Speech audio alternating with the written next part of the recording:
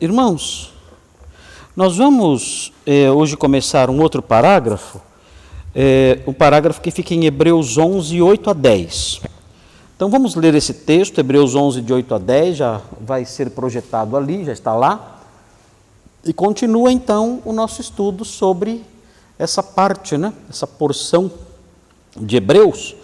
Aos pouquinhos nós vamos caminhando, hoje os versículos 8 a 10, e aí superando aos pouquinhos essa porção, as sessões pistei, como são chamadas. Aí aparecem duas vezes a expressão no versículo 8, pistei, pela fé, e no versículo 9, pistei, pela fé. Então isso é repetido aí, vai seguindo em frente, vamos estudar tudo isso aos pouquinhos. Então diz assim o texto, acompanhe aí, é a mesma versão que eu estou usando aqui. Diz assim: pela fé, Abraão, quando chamado, obedeceu, a fim de ir para um lugar que devia receber por herança, e partiu sem saber aonde ia. Pela fé, peregrinou na terra da promessa como em terra alheia, habitando em tendas com Isaque e Jacó, herdeiros com ele da mesma promessa, porque aguardava a cidade que tem fundamentos, da qual Deus é o arquiteto e edificador. Então é até aí que vai essa seçãozinha, esse pedacinho, e eu dividi esse pedacinho em duas partes. São duas partes que falam, mais uma vez, aliás, toda a sessão é assim, a sessão toda fala como é a pessoa de fé, é o perfil das pessoas de fé. E então, o autor de Hebreus, ele vai elencando as pessoas de fé, mostrando o que, por terem fé, elas fizeram. O que, movidos pela fé, esses personagens realizaram, ou como eles agiram, como reagiram, por terem fé. Então, nós estamos detectando isso. Então, eu detectei aqui, nos versículos 8 a 10, eu detectei duas verdades aqui sobre o homem de fé, e eu vou enunciar as duas aqui para que vocês já tenham a informação acerca delas. A primeira é a seguinte, que o autor de Hebreus destaca, que a gente percebe no versículo 8. No versículo 8 tem uma liçãozinha que fica clara aqui. E é a seguinte: o homem de fé obedece. Mas isso nós já aprendemos quando vimos Noé. Mas agora tem um complemento que o autor aqui quer destacar. E é assim então: o homem de fé obedece, mesmo quando não tem todas as informações. É aí que está o diferencial. Noé foi instruído e obedeceu.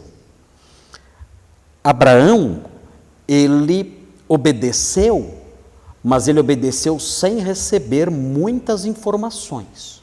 Mas mesmo assim ele obedeceu. Então, o primeiro enunciado, com base no versículo 8, é esse: o homem de fé obedece, mesmo quando não tem todas as informações. Então, nós temos que aprender essa lição. Para obedecer o que Deus diz, eu não preciso que Ele me explique tudo. Para obedecer o que Deus diz, eu não tenho que entender tudo. No caso de Noé, ele entendeu tudo e agiu de acordo com aquilo que ele recebeu de instrução. No caso de Abraão, nós aprendemos no texto, no versículo 8, que não foi assim. Ele não recebeu todas as informações e mesmo assim ele obedeceu.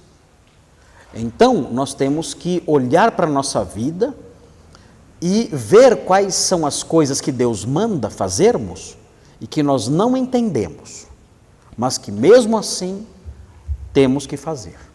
Aliás, se você acha isso injusto, lembre-se que é assim que você trata os seus filhos. Você manda obedecer. Muitas vezes eles dizem por quê, e você não tem que dizer o porquê, até porque eles nem iriam entender. Então você diz o quê? Porque eu estou mandando. Não é assim que você fala? É porque eu estou mandando. Mas por quê? Porque eu mandei. Você não tem que entender por quê. Eu mandei fazer. E é assim. Na minha casa eu falava, porque eu sou o papai e eu tenho uma cinta. São 2 motivos pelos quais você deve me obedecer. Primeiro, porque eu sou o papai. Segundo, porque eu tenho uma cinta. Aí já eram os 2 motivos suficientes e toda a discussão terminava assim que eu apresentava esses 2 argumentos. Na hora, sumiam as discussões. Então, nós somos assim, nós também tratamos assim. Nós exigimos obediência mesmo quando nós não damos todas as informações. Ok? Então, isso nós vamos ver no versículo 8. Agora, a segunda verdade, o segundo enunciado que nós aprendemos nesse texto está nos versículos 9 e 10. Os versículos 9 e 10 têm mais uma verdade embutida aqui. E essa verdade é a seguinte: o homem de fé vê a presente realidade como provisória. É importante aqui a diferença do modo como o homem de fé vê o mundo e a realidade à sua volta. Para o homem incrédulo, isso aqui é definitivo, é tudo que ele tem. Para o homem sem fé, o incrédulo, isso aqui é o máximo que ele vai desfrutar. Não existe nada além disso. Aproveite ao máximo, porque é isso aqui, acabou tudo. Não tem mais nada. Isso aqui é tudo que a pessoa tem, tudo que ela verá, tudo que ela vai desfrutar. Ele pensa que isso aqui é definitivo. Isso aqui terminando, não tem mais nada. Nós não cremos assim. Nós cremos que isso aqui é provisório. Nós cremos que isso aqui é algo temporário que vai dar lugar a algo definitivo. Nós cremos nisso. Nós temos uma visão diferente. Nós cremos que isso aqui é algo temporário que vai dar lugar a algo definitivo. E os versículos 9 e 10 mostram isso. O homem de fé vê a presente realidade como provisória. Ok? Então estamos desenhando aos pouquinhos, olhando para Hebreus 11, nós estamos fazendo um retrato. Estamos pintando um retrato. Que retrato é esse? É o retrato do homem de fé. O homem de fé é assim. Então, quando nós olhamos para esse retrato, e cada tracinho dele, cada contorninho desse retrato, desse perfil, nós olhamos e comparamos conosco. Devemos fazer isso. A palavra de Deus é um espelho. Eu olho para ela, é um quadro. Eu olho para ela e digo, será que eu estou parecido com isso? A palavra de Deus é um rosto, é a pintura de um rosto. Eu olho para ela e digo, será que eu estou parecido com isso? Eu me pareço com esse retrato do homem de fé? Eu tenho que fazer isso. Eu sou alguém que obedece, mesmo sem ter todas as informações? Eu sou alguém que vê a realidade presente como provisória, que vai dar lugar a algo de fato definitivo mais tarde? Se eu não sou assim, eu não sou homem de fé. Se eu sou assim, então eu tenho os contornos, pelo menos 2 deles aí, do homem de fé, o que é um excelente sinal. Vamos então ver os versículos agora. Veja aí, o texto fala assim: Pistei, ali pela fé, Abraão, quando chamado, obedeceu. Ok? Então, isso aqui nós sabemos já aprendemos que o homem de fé obedece, mas é importante observar aí como foi essa obediência. Ele obedeceu. Vejam Gênesis 12, 1 a 5. Mostra aí Gênesis 12, 1 a 5. E veja aí como foi a obediência dele. Onde você encontra em Gênesis 12, de 1 a 5, onde você encontra os sinais de obediência? Tem palavrinhas em Gênesis 12, de 1 a 5, que mostram a obediência. Então, vejam aí Gênesis 12, de 1 a 5. Veja o que diz. Ora, disse o Senhor a Abraão, aí no caso a Abrão, porque na época não tinha mudado o nome ainda. Mais tarde ele recebeu o nome de Abraão, pai de muitas nações. Sai da tua terra, olha a ordem aqui, né? Essa era a ordem. Sai da tua terra, da tua parentela e da casa de teu pai e vai para a terra que te mostrarei. De ti farei uma grande nação e te abençoarei e te engrandecerei o nome. Sê tu uma bênção. Abençoarei os que te abençoarem e amaldiçoarei os que te amaldiçoarem. Em ti serão benditas todas as famílias da terra. Olha como foi, olha aí os verbinhos que mostram a obediência dele. Ele obedeceu. Onde ele obedeceu? Olha aqui, ó. Partiu. Aqui, ó. Aqui é a obediência. Ele foi embora. Partiu, pois, Abraão como lhe ordenara o Senhor. E Ló foi com ele. Tinha Abraão 75 anos quando saiu de Harã. Ele morava, a princípio, na Mesopotâmia. Aí ele subiu até Harã e depois desceu para Canaã. Esse foi o movimento que ele fez. Ele saiu da Mesopotâmia, ali perto do Golfo Pérsico, ele subiu ali, seguindo entre os rios, ali Tigre e Eufrates, chegou até Harã, ao norte, e depois desceu para Canaã. Esse foi o trajeto de Arão. Levou consigo a Sarai, sua mulher, e a Ló, filho de seu irmão, e todos os bens que haviam adquirido, e as pessoas que lhes acresceram em Harã. Partiram para a terra de Canaã e lá chegaram. Ok? Então, essa foi a obediência de Abraão. Ele saiu da sua terra, saiu da sua parentela, ele obedeceu. Veja aí a sequência aí.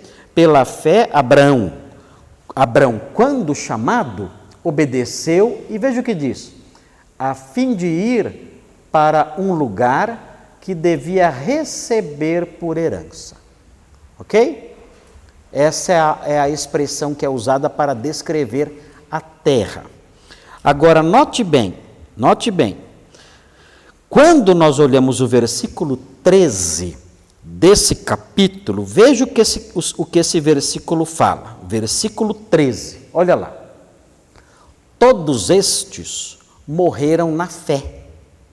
Então ele saiu, e aí falando, tendo especificamente até, de modo até mais próximo, Abraão. Ele fala, todos estes morreram na fé, sem ter obtido as promessas. Olha aí. Abraão recebeu a promessa de uma terra. Ele recebeu essa promessa? Essa promessa se cumpriu? Ele recebeu essa terra? Não. Não recebeu. Ele saiu com essa promessa. Você vai herdar uma terra. O autor de Hebreus fala aqui, a fim de ir para um lugar que devia receber por herança. Qual era a herança? O lugar. Era o céu? Não. O que era a herança? O lugar. Que lugar? A terra que Deus iria mostrar. Essa é a herança. Tem uma herança para você. Claro que Abraão tem uma herança no céu também, mas não é disso que o autor de Hebreus está falando aqui. Aqui o autor de Hebreus não está falando da herança celeste. Aqui o autor de Hebreus está falando da herança terrena. Deus disse para Abraão, sai da tua terra e vai para a terra que eu vou te mostrar. É essa aí a herança que está sendo mencionada aqui. O autor de Hebreus destaca, a fim de ir para um lugar que deveria receber por herança. É isso. Ele recebeu essa herança? Ele foi para lá. Recebeu essa herança? Resposta? Não. Olha só Atos 7, 4 e 5. Olha só como Estevão, quando pregou diante do Sinédrio, falou sobre isso. Ele não recebeu a herança. Ele não recebeu. A terra foi prometida para ele e ele não recebeu. Olha Atos 7, 4, 5. Aqui já é Estevão pregando para o Sinédrio um pouquinho antes de ser apedrejado. Vocês conhecem a história de Estevão. Ele compareceu diante do Sinédrio e pregou ali. Veja o que ele fala numa certa altura. Então, Estevão falando, Abraão, no caso, né, saiu da terra dos caldeus e foi habitar em Harã. E dali, com a morte de seu pai, Deus o trouxe para esta terra em que vós agora habitais, a terra de Canaã, Israel. Nela não lhe deu herança, nem sequer o espaço de um pé. Nada. Nem o espaço de um pé ele recebeu. Nada. Mas prometeu dar-lhe a posse dela. E depois dele, a sua descendência, não tendo ele filho. Prometeu, vou te dar essa terra aqui. Deu. Lhe deu? Não. Ou seja, Deus, nós aprendemos nesse texto, que Deus promete e não cumpre. Certo? Não é isso? Mas é o que aconteceu. Deus prometeu, vai para a terra é sua herança, o autor de Hebreus fala claramente, esse lugar é a herança dele, e ele foi para lá, e ele não recebeu.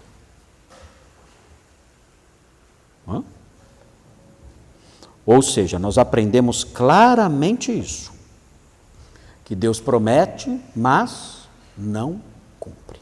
Amém? Como é que explica isso então?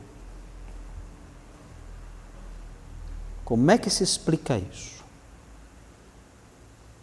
Como é que Deus promete uma coisa e depois os próprios autores bíblicos mostram e dizem e realçam que ele não herdou? Como é que se explica isso? Quem quer arriscar uma resposta? Ninguém? Gente, muito fácil. Se ele não cumpriu, significa o quê? Que ele ainda vai cumprir. Claro. Deus mente? Não. Deus não mente. Ele ainda vai cumprir. Ou seja, nós aprendemos com tudo isso que um dia Abraão vai ressuscitar dentre os mortos. Nós não cremos na ressurreição? Cremos ou não cremos? Cremos. Um dia Abraão vai ressuscitar dentre os mortos. E todas essas promessas vão se cumprir. Ele vai herdar aquela terra. Ele, e quem herdou a promessa? Isaac, Jacó, os patriarcas, todos herdarão aquela terra. Quando isso vai acontecer? Nós cremos que isso vai acontecer quando Jesus voltar. Quando Jesus voltar, ele vai estabelecer um reino. E os mortos do Antigo Testamento vão ressuscitar e reinarão ali com ele como donos de toda aquela herança que Deus um dia prometeu a eles. Então, aqui o autor de Hebreus não está dizendo, ensinando, olha, Deus não cumpre suas promessas. É que ele quer que os leitores olhem para o futuro. Então, o homem de fé, ele crê nas promessas de Deus e ele sabe que essas promessas, muitas delas, estão reservadas lá para frente. Abraão morreu sem receber a herança, mas ele morreu na fé, sabendo, eu ainda vou receber a herança. Eu creio que ainda vou receber a herança. É mais ou menos o que aconteceu quando ele sacrificou seu filho Isaac. Deus falou assim, olha, Isaac vai te dar filhos. E depois falou assim, olha, eu quero que você sacrifique Isaac para mim agora, enquanto ele é jovem, antes dele ter filhos. Fazia sentido essa ordem?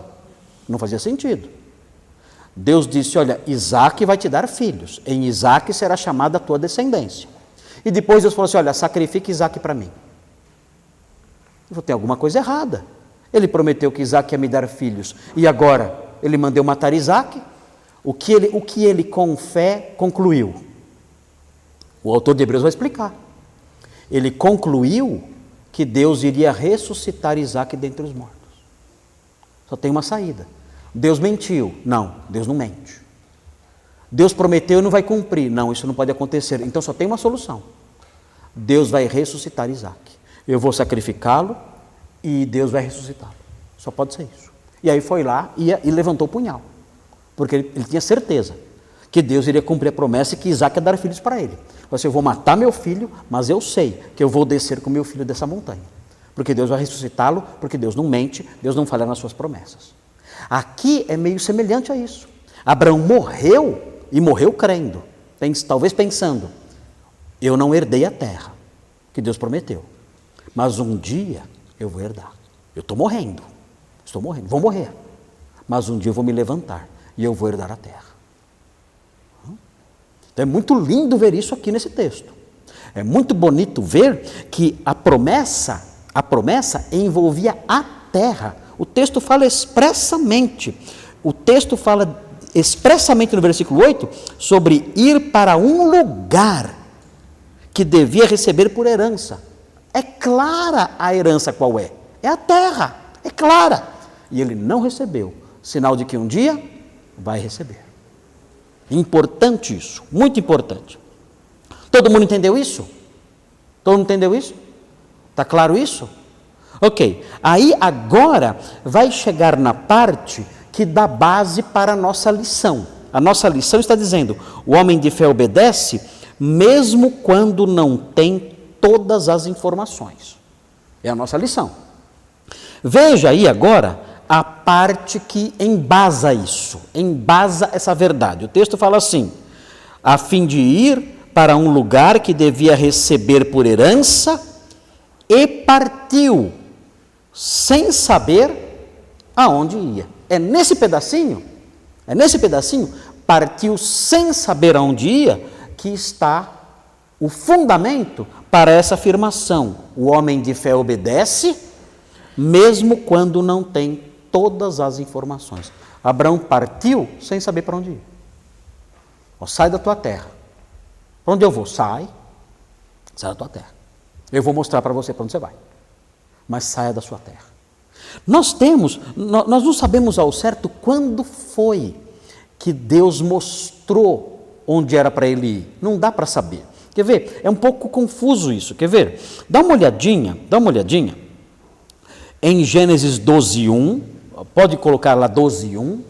Gênesis 12:1. Mas deixa junto aí, na linha de cima, o 11:31. Olha o que acontece. É 11:31 e 12:1. Para a gente ter uma ideia aí do que aconteceu. A gente não sabe quando Deus falou, é para Canaã que você tem que ir. O texto não fala. O texto não fala quando Deus disse, olha, fala que Deus falou, olha, sai da tua terra. Mas não fala quando ele falou assim, olha, vai para Canaã. Nós não sabemos quando o destino foi revelado. Olha aqui, ó. Qual que é isso aí? 12:1, olha lá. Esse é o... não. 11:31 esse. É isso? 11:31. Coloca o 31. Olha aí. Vamos olhar para esse aqui primeiro. Olha o que fala esse aqui. Olha o que ele diz acerca das orientações de Deus. Fala assim: tomou Terá a Abraão, seu filho, e a Ló, filho de Arã, filho de seu filho, e a Sarai, sua nora, mulher de seu filho Abraão, e saiu com eles de Ur dos Caldeus, para ir à terra de Canaã. Foram até Arã, onde ficaram. Olha o que aconteceu com a família deles. Eles estavam na Mesopotâmia, em Ur dos Caldeus, lá embaixo, pertinho do Golfo Pérsico, estavam lá, e eles saíram de lá. E foram para Canaã, que era a terra da promessa, Terá e toda a família. Mas eles pararam no meio do caminho. Eles não seguiram até Canaã, eles pararam lá. Agora, veja o que diz Atos 7, 4 e 5. Olha quantas informações aí. Atos 7, 4 e 5, que nós já lemos inclusive, né? Não lemos não, vamos ler agora. Atos 7, 4 e 5, lemos o 4 só, né? Atos 7, 4 e 5 mostra o seguinte, olha lá. Vamos pegar tudo isso aí e construir a nossa visão. Olha aqui, ó. Falando de Abraão. Então saiu da terra dos caldeus e foi habitar em Harã. E dali, com a morte de seu pai, Deus o trouxe para esta terra, em que vós agora habitais. Então, o que parece que aconteceu foi o seguinte: quando ele estava na terra dos caldeus, em Ur dos Caldeus, ele seguiu até Harã, e foi lá em Harã que Deus falou para ele: olha, você vai para uma terra. Que terra? A terra que eu vou te mostrar. Abraão, em algum momento dos seus preparos para sair, ele recebeu a informação: olha, lembra a terra que seu pai queria ir no começo? Quando vocês saíram de Ur, lembra que seu pai queria ir para Canaã? E vocês pararam aqui em Harã? Lembra disso? Pois bem, a terra que eu quero que você vá e que eu vou lhe dar como herança é aquela terra que seu pai queria ir. O seu pai saiu com vocês todos, saiu lá de Ur dos Caldeus. E ele queria chegar em Canaã, mas ele parou em Harã, lá no norte. Ele parou lá e não prosseguiu. Pois bem, agora eu estou mandando você sair da tua terra, da terra de Harã. E a terra para onde você vai é exatamente a terra para onde seu pai queria ir, lá no comecinho, quando vocês saíram de Ur dos Caldeus. É essa terra que você vai. Agora, quando Deus falou isso para Abraão? Em que momento? Nós não sabemos. O fato é que ele recebeu a ordem de sair de casa, sair da sua casa, da sua parentela, sem saber para onde ia. E ele obedeceu. Quando Deus disse, olha, é para Canaã, nós não sabemos ao certo. Foi quando ele estava arrumando as coisas, já saindo, no portão de casa? Foi depois que ele pegou a estrada, depois de alguns dias? E uma única estrada talvez, sem saber para onde ia, eu pego essa estrada e quando ela virar para a direita, eu vou para a direita, eu vou para a esquerda, para onde eu vou? Ele não sabia, mas Deus revelou num dado momento, ó, você vai para Canaã. Ele não sabia para onde ia, e Deus então revelou. E outra coisa interessante também, ele conhecia Canaã? Não conhecia. Deus explicou o que ele iria encontrar em Canaã? Não explicou. Deus falou se Canaã era uma terra boa ou não? Deus não falou. Deus não deu explicações. Ele saiu e foi para lá sem conhecer o lugar e, a princípio, sem nem saber que aquele era o destino. Mas ele, pela fé, obedeceu e foi. Então, quem é o homem de fé? O homem de fé é aquele que obedece, mesmo quando não tem todas as informações. Bom, a obediência da fé é assim. A pessoa obedece sem ter tudo explicado. Que exemplos nós podemos ter para nós hoje de ordens que Deus dá e que nós temos que obedecer e que Ele não explicou o porquê? Tem alguma coisa assim na Bíblia que Ele manda a gente fazer e nós não entendemos ao certo porquê e a gente tem que fazer? Tem alguma coisa? O que vocês acham? Tem? Dá um exemplo. Dá um exemplo de alguma ordem que Deus dá e que a gente tem que obedecer, mesmo sem entender porquê. Quer ver uma que é muito comum, que dá briga em tudo quanto é lugar? A proibição de mulher ser pastora. Por que não pode? Por quê? Mulher não tem capacidade? Mulher não tem inteligência? Mulher não sabe fazer um sermão, visitar uma pessoa, instruir, ser uma mestra, não sabe? Sabe. Tem muita mulher que sabe mais do que muitos homens. Por que não pode? O apóstolo Paulo fala que é porque primeiro foi formado Adão, depois Eva, e porque Adão não foi enganado, mas a mulher foi enganada. Mas essa explicação não é uma explicação que satisfaz muito. Satisfaz? Todo mundo fica, tudo bem, está explicado, só que não é uma explicação que esclarece plenamente a questão. Mas E aí, é claro, um monte de gente fala, não, isso aqui é machismo, então chuta fora. Nós temos que obedecer mesmo sem entender. Nós obedecemos, explicamos o que Paulo explicou, as pessoas falam, mas isso aí não é explicação, é o que tem, e a gente obedece.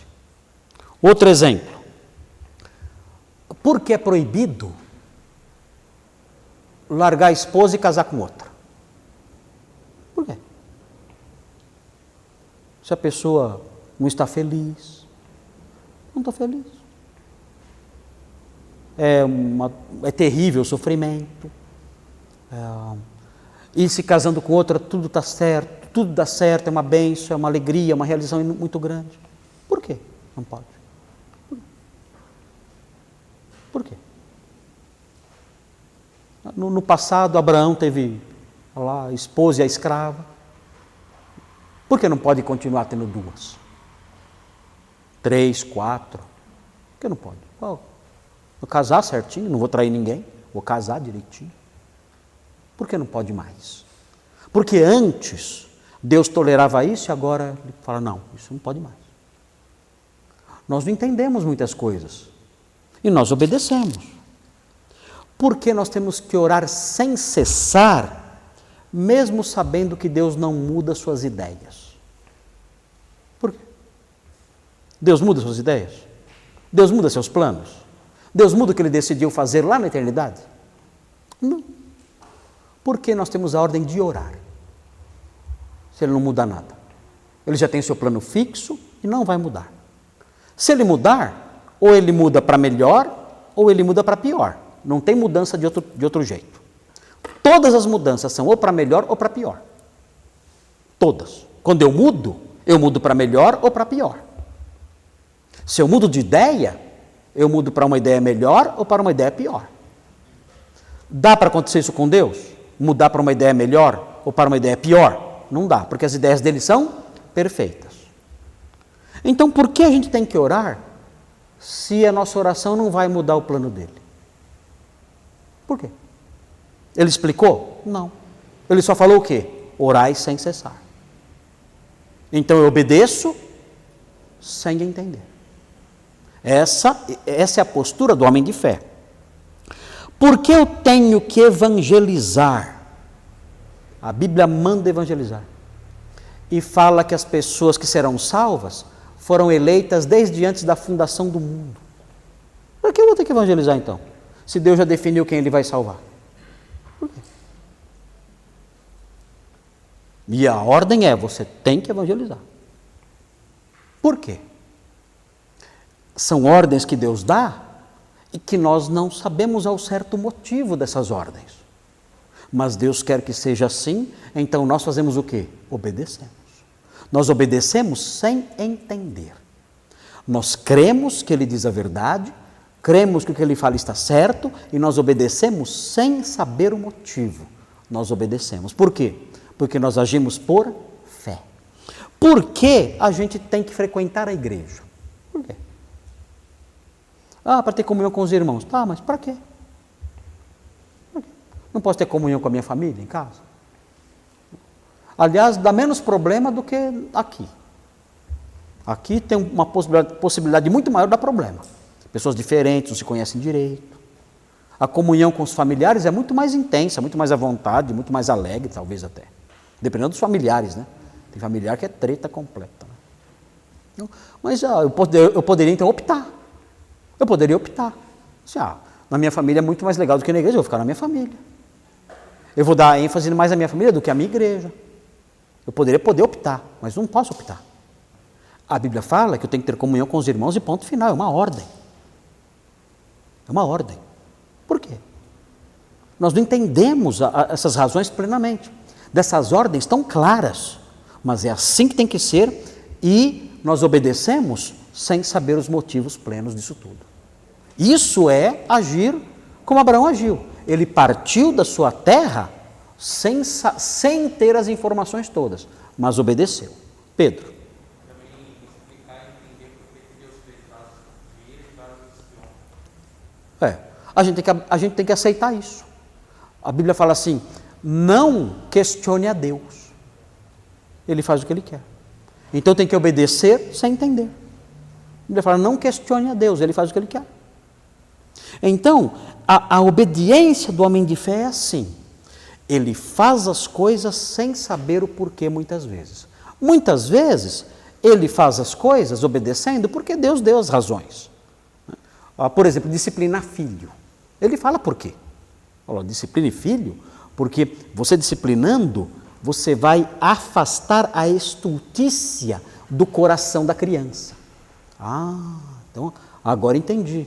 Então, se eu disciplinar meu filho, ele será sábio, porque através da disciplina eu vou afastar a estultícia do coração dele. E mais, o texto fala, olha, se você disciplinar seu filho, o seu filho não vai te envergonhar. Então eu vou dar educação rígida lá para o meu filho, para que ele não me envergonhe.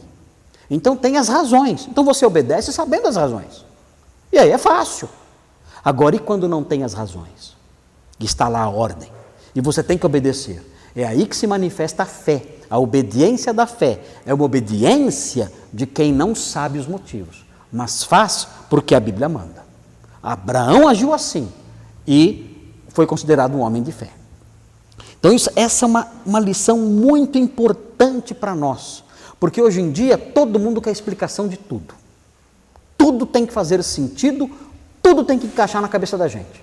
Se não tiver certinho, clarinho na nossa cabeça, não quero saber disso. Nós não somos a medida da verdade, nós não somos. O nosso cérebro não é a medida da verdade. Não são somente as coisas que eu entendo que eu devo fazer. Não. Deus é o Senhor de tudo e aquele que tem a sabedoria infinita e perfeita. Se Ele manda e eu não entendo, eu vou obedecer com base na mente dEle, não com base na minha mente. Com base na mente infinita dEle, não com base na minha mente infinita. Ele falou, acabou. Eu não tenho que ouvir as explicações ou perguntar por quê, não. Ele falou, eu obedeço. Mesmo quando na sua palavra não estão claros ali os motivos. Isso é viver por fé e é disso que o povo de Deus precisa aprender. É isso que o povo de Deus precisa aprender. Obedecer, mesmo quando a Bíblia não explica por quê. Fazer. Deus mandou? Mandou. Vamos obedecer. Mas por quê? Não sei. Ele mandou, nós faremos. Mas não faz sentido. Para nós não faz sentido porque ele não explicou as razões. Mas na mente dele faz sentido. E é isso que interessa para nós. Nós somos servos, não senhores. Nós não precisamos de explicações e nem temos direito a explicações. Somos servos. Ele é o Senhor. Ele manda, eu obedeço. É essa mentalidade que tem que estar em nós. Porque o povo evangélico tomou o lugar de Deus. O povo evangélico se posicionou como Senhor de Deus. E ele fala, eu não aceito isso. Eu não aceito isso. Ele inverteu, ele colocou Deus como servo dele. Deus tem que prestar contas para ele, Deus tem que fazer o que ele quer, Deus tem que fazer o que ele manda, ele não aceita ser contrariado, ele não aceita qualquer coisa que o desagrade, ele dá bronca em Deus, ele bate o pé ali, ele reivindica, ele fala, ele berra. Isso aí não é ser crente. Isso aí é uma mentalidade do novo paganismo, é um paganismo novo, em que você acha que pode controlar a divindade. E não é assim na Bíblia. Na Bíblia, Deus é Senhor e eu sou servo. Ele fala, faça isso, eu simplesmente faço. Eu não pergunto por quê. Se eu não encontro nenhuma resposta, eu falo, Senhor, eu não entendo por que eu tenho que fazer isso. Mas a sua palavra manda, eu vou fazer. E notem bem, essas coisas todas são para a nossa felicidade e para o nosso bem. Deus não precisa de nada. Se eu não obedecer, Deus não vai perder nada. Quem perde sou eu. Se eu obedecer, Deus não vai ganhar nada. Ele não precisa de mim. Deus precisa de mim? Não. Deus olha para mim e fala, nossa, por favor, me obedeça. O que será de mim se você não me obedecer? Não. Se você não obedecer, quem perde é você, não ele. Deus é autossuficiente, Ele é dono de tudo, Ele é dono do céu e da terra e do mar, Ele é dono do universo, Ele não precisa de ninguém nem de nada, nem de ninguém, nem de nada. Ele poderia ter criado a gente, nós pecamos, ele virar as costas e ir embora. Tchau, tchau para vocês. Não tenho nada que ver com vocês, tchau, até logo, e abraço. Ele nunca precisou de nós, nunca. Ele existiu eternamente sem nós. Nunca precisou de nós, nunca vai precisar de nós. Quando ele dá uma ordem para nós, não é porque ele vai ganhar alguma coisa com isso, não. Ele não precisa de nada, ele tem tudo. Ele precisa de glória. Os anjos glorificam ele muito melhor do que você. Muito melhor do que você. Ele não precisa de nada. Ele é autossuficiente. Então, quando ele ordena algo, ele ordena porque ele nos ama. Não porque ele vai ganhar alguma coisa ou porque vai lucrar alguma coisa conosco. Ele não precisa de nada, não há nada que possamos dar a ele, que ele já não tenha. É pelo nosso bem. É como os dois meninos que estavam brincando numa construção e o pai, olhando de longe, gritou. O pai gritou: corram! O primeiro saiu correndo. O segundo parou e falou: por quê? Estava caindo um andaime. O primeiro correu sem perguntar. O segundo falou: por quê tem que correr? Adivinha quem morreu? Adivinha quem morreu? Ele parou para perguntar. Ele não obedeceu. Ele tinha que ter obedecido na hora. Quando o pai gritou: corram! Se ele tivesse corrido como o primeiro fez, sem questionar, estaria vivo. Mas ele parou para questionar: mas por que tem que correr? Por quê? O andaime caiu em cima dele. Então, quando o pai grita: corram, o pai não ganha nada com isso. É para o bem dos filhos que ele grita: corram. E é assim com o nosso Deus também. Ok? Muito bem. Vamos ver agora, nos 5 minutinhos que faltam aí, só um pedacinho que falta aí. No próximo estudo nós terminamos o versículo 9 e o 10. Mas vamos só iniciar, que faltam alguns minutinhos, o segundo ponto. O segundo ponto é assim: o homem de fé vê a presente realidade como provisória. Ok? Então vejam aí no versículo 9, olha como começa o versículo 9. Onde está aí? Olha só, 9. Pela fé, peregrinou. Olha esse verbinho aqui, ó. Peregrinou. Aqui, nesse verbinho, você já tem uma ideia de algo provisório. O que é peregrinar? Quem peregrina? Um estrangeiro que não tem residência fixa num país. Se você não tem residência fixa num lugar e você está andando por ali, o que você é? Você é um peregrino. Então, quando o texto fala, ele peregrinou, já está mostrando que a terra não era dele. Já está mostrando que o tempo ali era um tempo provisório. Vai depois ter um paradoxo aqui, ó. Fala: peregrinou na terra da promessa, como em terra alheia. Bom, como assim, como em terra alheia? Era terra alheia, tanto que ele peregrinou. É estranho isso, né? Por que fala como em terra alheia? Eu vou na casa do André e falo: nossa, eu estou aqui como se aqui fosse a casa do André. O André vai dizer o quê? Mas é a minha casa. Eu digo assim: olha, eu estou aqui como se eu não fosse o proprietário dessa casa. O André vai dizer o quê? Mas você não é. Como usar essa expressão? Como em terra alheia? Era terra alheia. Por que usou a expressão como em terra alheia? É que aqui existe uma contradiçãozinha. A terra era dele? Não. Mas a terra era dele? Era. A terra era dele? Não. Mas a terra era dele? Era. Não era dele naquela situação, mas era dele por causa da promessa. Um dia, ele herdaria aquela terra. Então não era, mas era. É contraditório mesmo. O objetivo aqui é mostrar a contradição aqui, ó. Peregrinou como em terra alheia. É aí que está a contradição. Nesse como aqui, ó. Se ele peregrinou, claro que era em terra alheia. Mas ele fala como se fosse terra alheia. E aí que está a contradição. Ele peregrinou como se fosse terra alheia. Mas era alheia, ele peregrinou. Era alheia, mas não era alheia. Era alheia naquela hora, mas não era alheia por causa da promessa.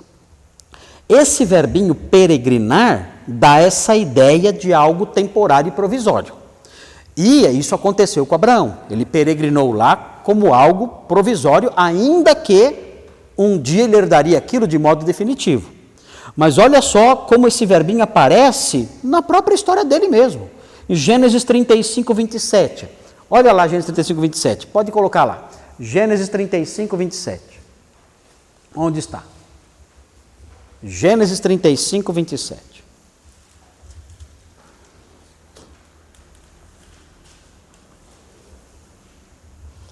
Gênesis 35, 27. Olha lá. Veio Jacó a Isaque, seu pai, a Manre, a Kiriate Arba, que é Hebron, onde peregrinaram, ó, Abraão e Isaque. Então o autor de Hebreus, ele conhece bem o texto de Gênesis. Olha, Abraão, Isaque e Jacó, eles peregrinaram, ele conhecia bem o texto. Ele vinha nos sermões de domingo à noite, né, e estudava Gênesis lá na igreja dele. Então ele sabia bem, olha, eles peregrinaram. Agora, esse verbinho que aparece aqui, o verbo paroikel, o que lembra no português isso? Paroikel. Paróquia. Paróquia. Paroikel é a palavrinha, o verbinho, que deu origem à nossa palavra paróquia. Então nós somos uma paróquia. Mas como assim? Nós não somos católicos. É que a palavra paróquia, os católicos pegaram, mas nem sabem o que é. Mas a palavra paróquia significa peregrinos, o grupo de peregrinos. Nós somos uma paróquia. A paróquia da redenção. Nós somos. Paroikel é peregrinar. E nós somos isso. Nós somos peregrinos. Olha onde diz isso. 1 de Pedro 1,17. 1 de Pedro 1,17. 1 de Pedro 1,17. Mostra que nós somos, olha lá, cadê? 1,17. 1 de Pedro. 1 de Pedro 1,17. Vai aparecer lá na tela.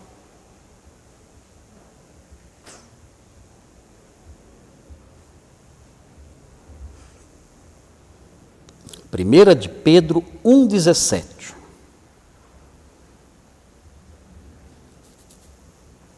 Pronto? Não?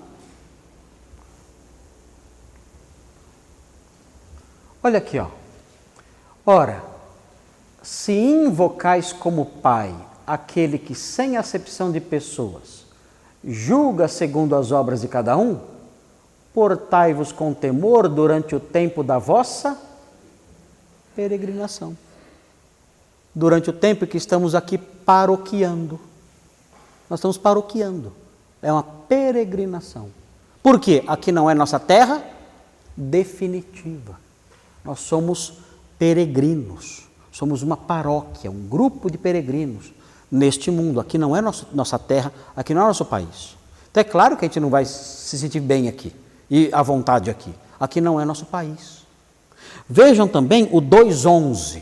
2,11 de 1 de Pedro. 1 de Pedro 2,11. Aí mesmo, só que o capítulo 2, versículo 11. Veja o que diz lá. 2,11. Amados, exorto-vos como peregrinos e forasteiros que sois, a vos absterdes das paixões carnais que fazem guerra contra a alma. Dizem, olha, vocês são peregrinos. Então, não se deixem levar neste mundo pelas paixões que tentam destruir a nossa vida. Vocês são peregrinos aqui, lembrem-se disso. A pátria de vocês não é esta. Então, não deem espaço para as coisas próprias deste mundo. Então, aqui neste mundo, nós somos como Abraão em Canaã. Nós somos peregrinos. Estamos numa terra provisória. Agora, tem um lugar em que nós não somos peregrinos. É Efésios 2,19 que mostra isso. Tem um lugar que nós não somos peregrinos. Efésios 2,19. Pode abrir lá. Efésios 2,19. Pode colocar esse texto aí agora. Efésios 2,19.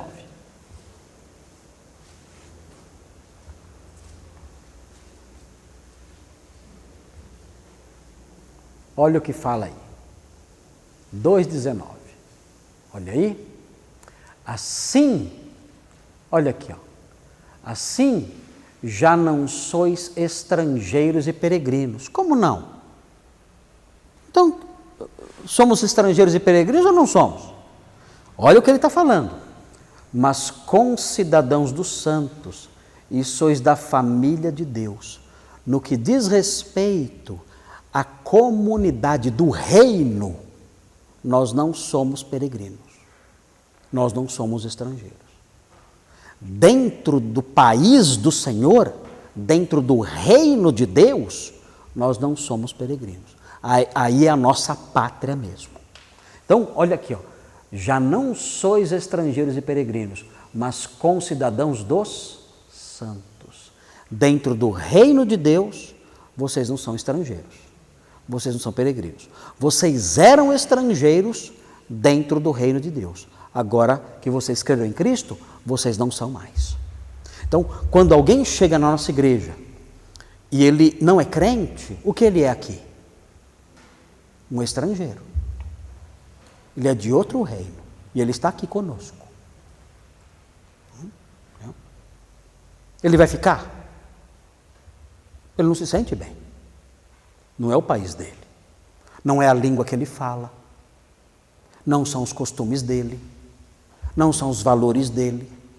Não é a cultura dele. Não tem a visão que ele tem. É um país totalmente diferente esse aqui. E aí ele vem de fora e senta aqui. O que ele vai sentir? Um peixe fora? Peixe fora d'água. Você já foi para outro país? Os costumes são outros, a língua é outra, tudo diferente. Você fica lá um tempo, é legal, só que você não vê a hora de voltar. Porque não é seu lugar. Chega uma hora que você fala, eu quero voltar para minha casa. Eu quero falar com as pessoas da minha língua. Eu quero estar de volta na minha cultura, no meu ambiente normal. Eu quero estar de volta lá. As pessoas não entendem aqui o meu modo de pensar. As pessoas não entendem meu modo de falar e de viver. Eu quero voltar para o meu país. É gostoso por um tempo. Depois, não dá mais. Uma vez eu fui para a Alemanha, fiquei na Alemanha um tempo. Eu estava louco para pedir um pingado com pão na chapa. Como é que você vai explicar para um alemão de Munique o que é um pingado com pão de manteiga na chapa? Eu estava louco para tomar um pingado com pão e manteiga na chapa. E para explicar para o alemão isso aí. Pingado.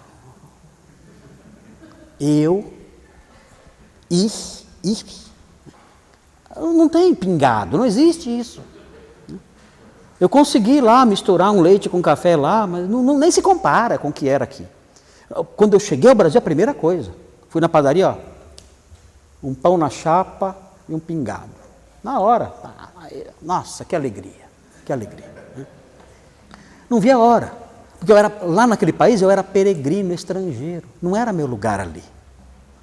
Assim acontece com a pessoa que não é do reino, ela vem aqui, O que acontece? Ela sente bem? Não. Esse povo é estranho, uma língua estranha, brincadeiras estranhas. Eles pensam de um jeito que... Eles se divertem de um jeito diferente. É outro mundo. Ele se sente um estrangeiro, um peregrino. Tem que o Espírito Santo fazer ele nascer de novo. Nascer onde? Nesse país aqui. Para ele mudar isso, ele tem que nascer no país de Deus, no reino de Deus. Ele tem que nascer no reino de Deus. Aí sim, se ele nascer de novo, agora eu não sou mais estrangeiro, agora eu sou daqui, eu nasci aqui, nasci de novo aqui. Aí ele vai sentir super bem aqui. Mas enquanto isso não acontecer, ele vai sentir um peixe fora d'água. E quando ele nascer aqui, no reino, eu estou falando aqui na igreja, mas estou falando no reino em geral, as igrejas cristãs, né? De verdade. Não, cuidado, hein? As igrejas cristãs de verdade, não a moderna que está por aí afora. Mas cristãs mesmo. As cristãs mesmo, que pregam o evangelho. Quando ele nascer nesse reino, junto com essas pessoas e conhecer essa cultura, esse modo de ser, ele vai lá fora. O que ele vai sentir lá fora? Eu sou um peixe fora d'água. E as pessoas perceberão isso. E dirão, esse homem ficou louco. Ele não era assim. Ele parece que é de outro planeta. E eles acertaram. Eu sou de outro planeta. Eu nasci num outro país agora. Eu não tenho mais a cultura daqui. Agora eu sou um estrangeiro e um peregrino aqui. Eu não sou mais daqui. Eu sou de outro país. Sou de outro reino. Tenho um reino no qual eu não sou peregrino.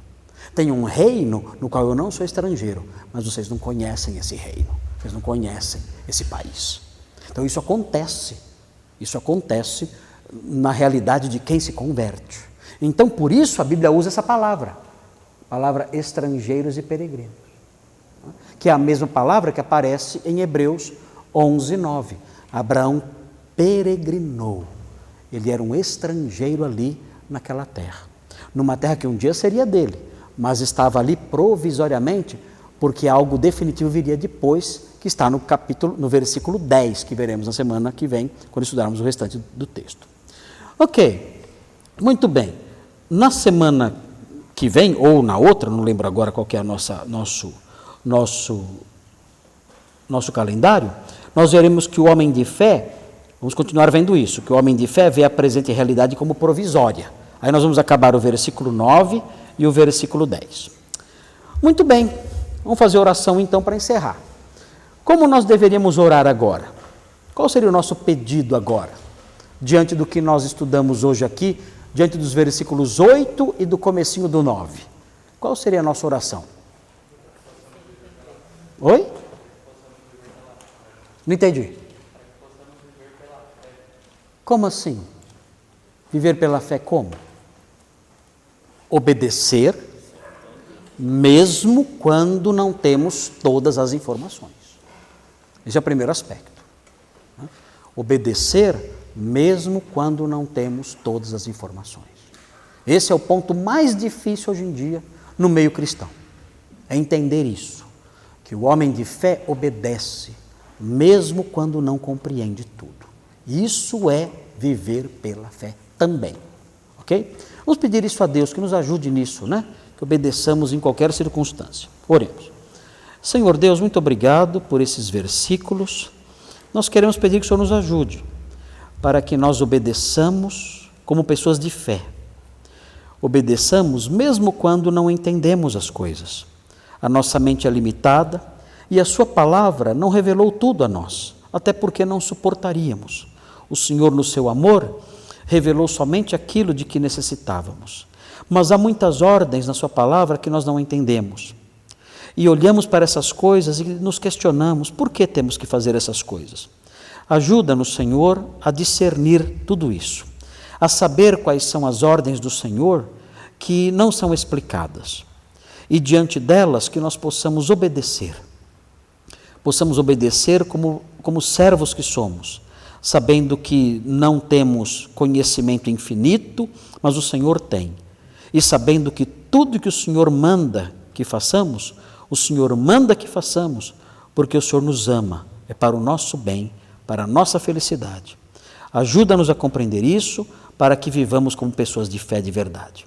Pedimos essas bênçãos, pedimos que o Senhor nos leve para casa em segurança, tranquilos, que encontremos os nossos queridos bem e que o Senhor nos traga de volta em segurança para a próxima reunião do seu povo.